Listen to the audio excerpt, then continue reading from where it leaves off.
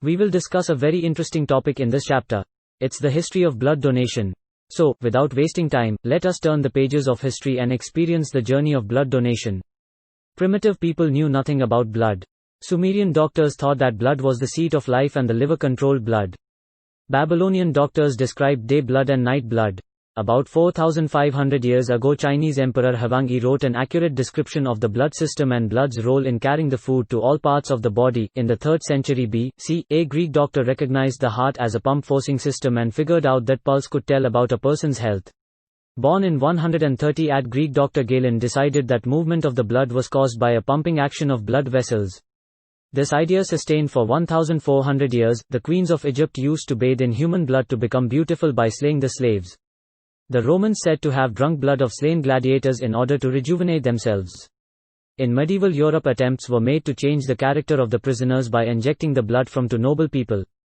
The dying Pope V in 1942 was injected with blood taken from 3 healthy boys and both died.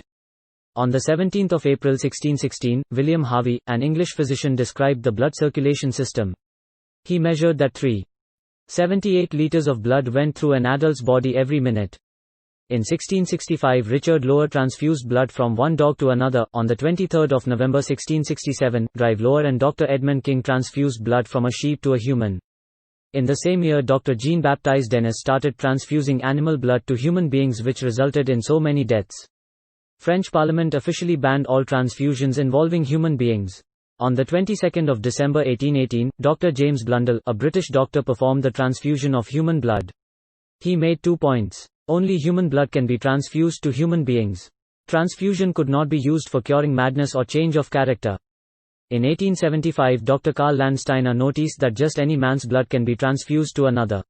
In 1901, he discovered A, B, O groups, for which he was awarded Nobel Prize. In 1930, Dr. Streley and Dr. Di Castello of Germany discovered the AB group. In 1907, Hexton suggested the cross-matching of blood between donor and recipient. Dr. Rubin performed the first blood transfusion using the blood typing and cross-matching in New York.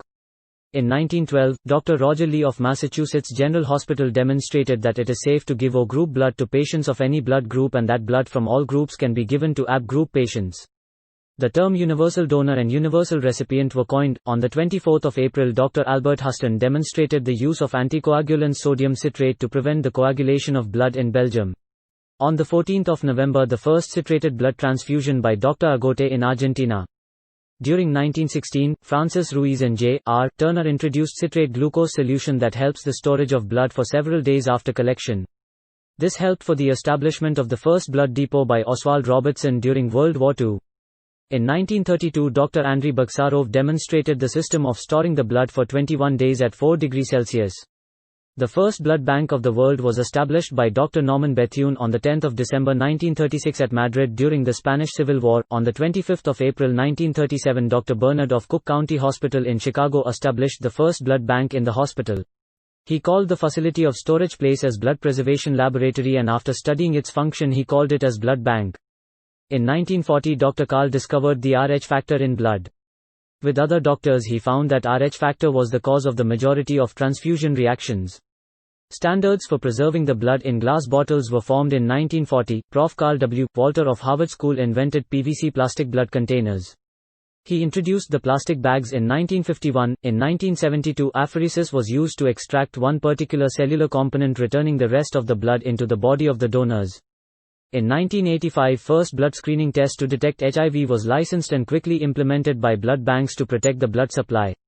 Indian scenario. On 6 March 1942, the first blood bank of India was started in Kolkata. In 1954, the son of Mrs. Leela Mulgaonkar of Tata family, who met with an accident, was saved by the timely blood donation, which triggered in her mind to organize the blood donation camps. 1992, National AIDS Control Organization, established under its blood safety program, started supporting the voluntary blood donation. The historic judgment of the Supreme Court on 4 January 1996 paved the way for the formation of national, state blood transfusion councils to promote voluntary blood donation. On 14 November 2010, the first national-level organization of voluntary blood donor organizations of our country, Federation of Indian Blood Donors Organizations, FIBDO, was formed in a conference conducted by Lucy *, who is observing 14 June, the birthday of Dr. Karl Landsteiner, as World Blood Donor Day, with the slogan of "Safe blood starts with the blood donor."